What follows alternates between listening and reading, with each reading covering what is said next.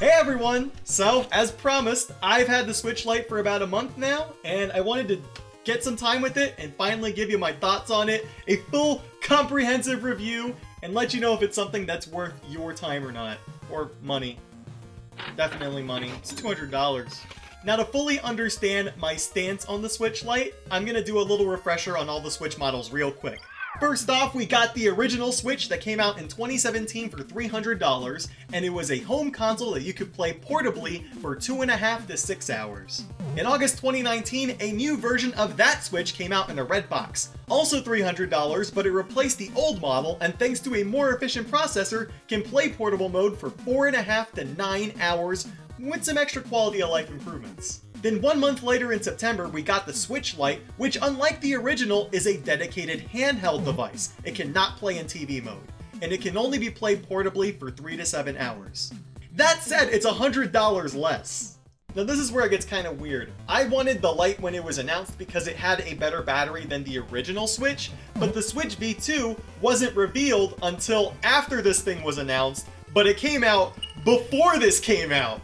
So that knocked out basically one of the big reasons that I wanted this thing. So now on the surface, this sounds like a total downgrade.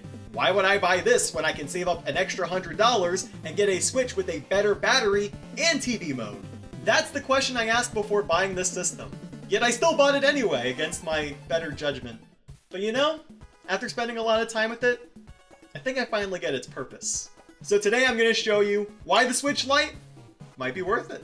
So first things first, what the heck do you get with this thing? The Switch Lite does a pretty good job explaining itself on the box. It's a small Switch, especially when compared to the regular box. I mean, look at this. That said, it does not mention the lack of TV play unless you look at the bottom of the box in this small text. And since you can't see that if it's behind a glass display, I feel like some parents might be doing some returns because of that. Though I guess it could be argued that it does say it's a handheld console because it's being held in a hand. I'll move on. Inside the box, it comes with a Switch Lite system and the AC adapter, and that's it. See, this is kind of weird because the original Switch came with like 8 freaking things with it, so I'm not used to this. So with packaging out of the way, let's talk about physical changes made to the system. So the Switch Lite resembles the original Switch's layout, but with a few changes. Some subtle, some pretty obvious. First up are the colors. The original Switch came only in black or black with some kind of decal on it, and the customization came in play with like the colored Joy-Cons you have on the side. But now, the entire system is one color, and at launch we got blue, yellow, and gray. And as of the time of this video, I think the Pokemon Special Edition should be out, which is like this light gray with blue and red buttons. It looks awesome. Personally, I love it. The bright colors really give the system personality. And it kind of reminds me of my old trusty blue DSi. Now, I can't speak for the gray color, but I think the blue and yellow colors are also tinted in a way that it's really hard to lose the system. See, with the original Switch, you have a dock, but with this thing, it could be anywhere around your house. So I like how it sticks out. Also, not gonna lie, at first I thought yellow was this really weird color, but if you play Mario Maker 2 on it, the yellow blends so good with it. So honestly, I kinda low-key wish I got yellow, but Next up, the Lite has no detachable Joy-Cons. All the controls are permanently attached to the system, so it is one piece. And since the Joy-Cons can't be split anymore and be used on the side as a controller, that means that you don't need buttons on the left side, and they put a D-pad! Finally! This is such a massive improvement for single-player games. It feels very precise, and it's an amazing way to play 2D platformers and retro games. I've been using it to play Yooka-Laylee in the Impossible Lair. Great game, please pick it up. And yeah, I never have any issues controlling it. I really love it. Though I will say, it's kind of weird that this system launched with Link's Awakening, which you would think would use D-pad controls, but it only uses the analog stick. It's kind of weird. I didn't really get that choice, but yeah, it's a great D-pad. If you want like a reference to how the D-pad feels on this controller, if you have a Wiimote laying around, it feels a lot like the one on the Wiimote. Yes, this is a Peach Wiimote. What about it?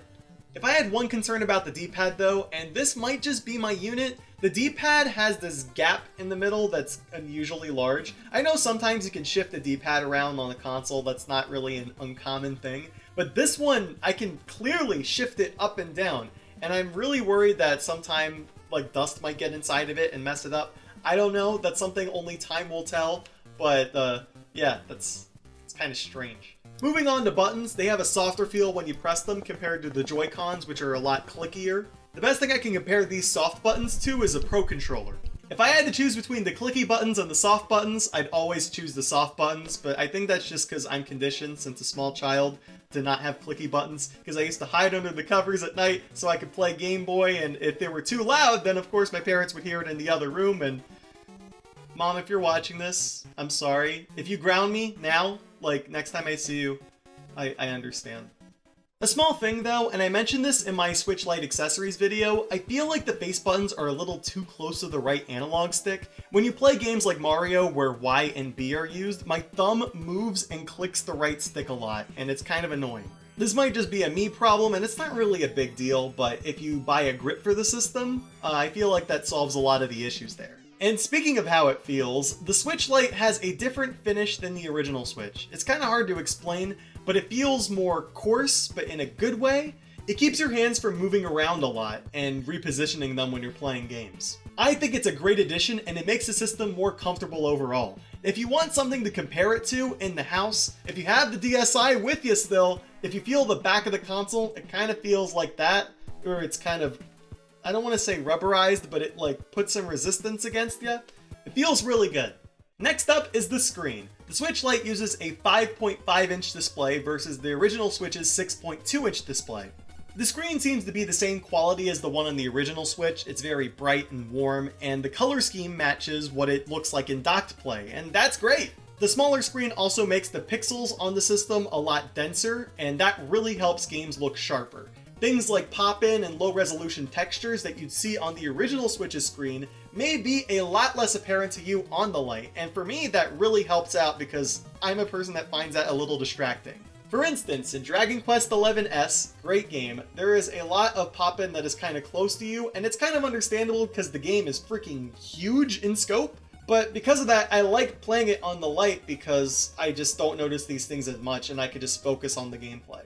However, we're missing one small feature that was on the original Switch, and I'm assuming it's to keep the bezel of this system smaller, and that is auto brightness. There was a sensor in the old bezel of the original Switch that, depending on what the light was outside, it would make the Switch brighter or dimmer. Basically, you just gotta do that yourself now, but it's super, super easy. All you gotta do is just hold down the home screen and change the brightness there. It takes 2 seconds, so really not a big deal. I think the screen size works really well for most games. In fact, it surprised me having the Switch Lite just like propped up on something and using tabletop mode, you know, just having the screen there with a Pro Controller, it was still big enough that I could see a lot of things really clearly. Though there are times where I think the size is unacceptable, and we'll get back to why that might be an issue later. Yeah, my script is starting to read like one of my old reviews. Next up is sound. So the speakers on the system have been moved to the bottom of the system instead of being at the very bottom of the bezel on the front. However, it's not night and day like it was with the 3DS, which had the speakers at the top screen, where the 2DS XL had them at the very bottom of the bottom screen. The Lite speakers are in a really similar position as before, and they're at the top of the bottom, if that makes any sense. So I really didn't notice much of a difference. If you play the speakers really loud, you might notice a slight vibration on the system, but I never really found a need to do that anyway. And if you need to hear the system that loud, you can always put in headphones, which is just what I do. My main concern was that the position of them would make my hands cover the speakers, but that hasn't been an issue so far, so that's awesome!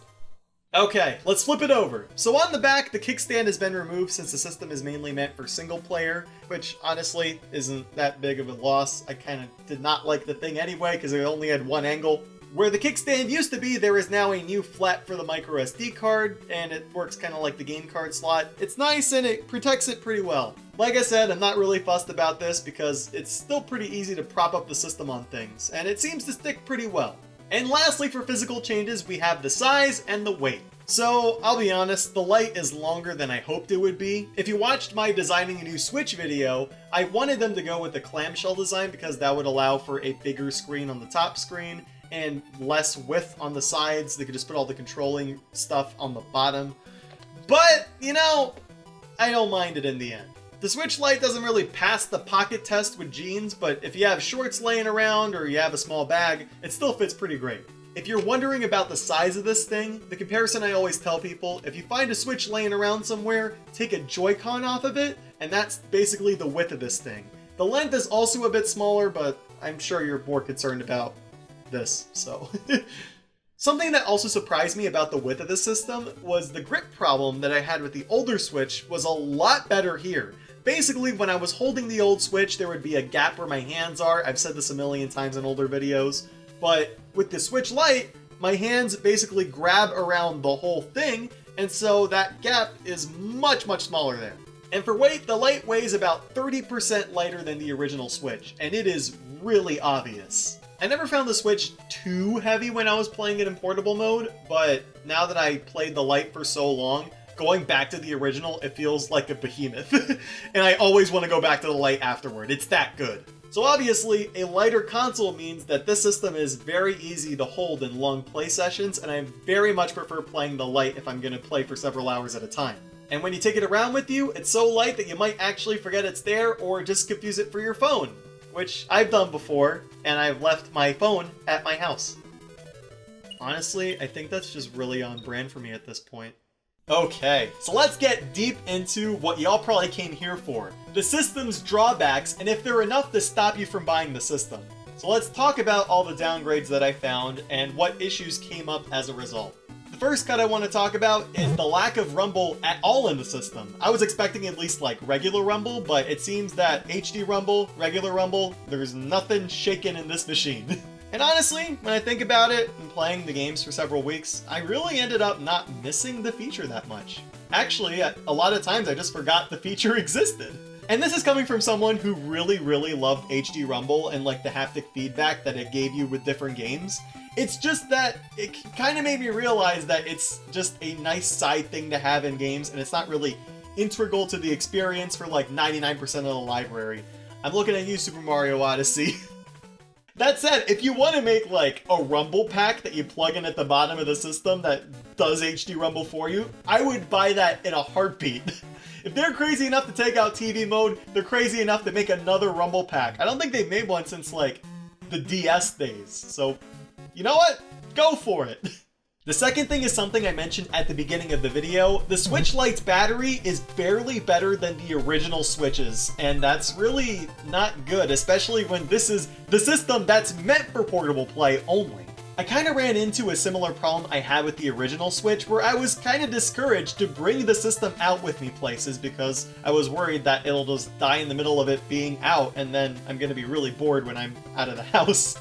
If you think you're going to be taking your Switch Lite places, I highly recommend just getting a small battery pack to take with you and a charging cable, because, you don't want to run out of juice. So yeah, overall, I don't think the battery for this thing is too great. If anything, it's subpar, but gets the job done. Third up is that some games can't be played straight up out of the box. They will need external controllers to work. The main ones that come to mind are games like 1-2 Switch, Super Mario Party, Ring Fit Adventure, or just the Nintendo Labo kits where you like build the cardboard and stuff. Really fun, by the way. Should give that a shot. I have all 4 behind me. Right there. But at the end of the day, I really don't think people are going to be too fussed over this, especially since this is a single-player focused console. So before you buy a game, just check on the back of the box and make sure it supports something called handheld mode, and then you're set. Number 4, the system actually gets pretty warm when you play those resource-intensive games, mainly 3D ones, more so than I think the original Switch models. After playing these games for a couple hours, I noticed that the entire back of the Switch Lite was warm, and I even felt it when I put it back in my pocket after that. I guess it's understandable since the system is smaller and more compact. It's just something that you might want to keep in mind. It's never uncomfortable, it's just something that you'll notice. Also, don't play it before you go through TSA. Talking from experience. Number 5, the analog sticks in the Switch Lite are basically the same as the old ones that are used on Joy-Cons, and I'm sure you've heard a million times by now, they are prone to something called Joy-Con drift, where the sticks will start moving by themselves and you really don't have control over it. There are some ways to try to fix it with like, I think some isopropyl alcohol and like getting in there and cleaning it, but sometimes you'll just have to straight up replace them or send them into Nintendo, and it's not good, because this is one system, and then what are you going to do? You have to send the whole thing in. Now, allegedly, there are some slight differences inside that prevent the Switch Lite sticks from drifting, something about like metal casing keeping it from moving out of place. But really, only time will tell if this is a widespread issue or not. If you don't want to send it into Nintendo, you could actually just buy a replacement analog stick that looks exactly the same and then make it a DIY project, but it's not for everyone, you know? It's definitely something that will take time and patience, and you might put it on backwards because that's something I've totally done. So yeah, I would classify this as kind of like a light risk you're taking that you might have to deal with later, but it is what it is. Get it? Light? Okay, let's talk about number 6. And honestly, I think this one's a bigger problem than not having TV mode. The screen size. Listen, I know I said earlier in the video that it works for a lot of the library, but those games that it doesn't work with, it's pretty bad.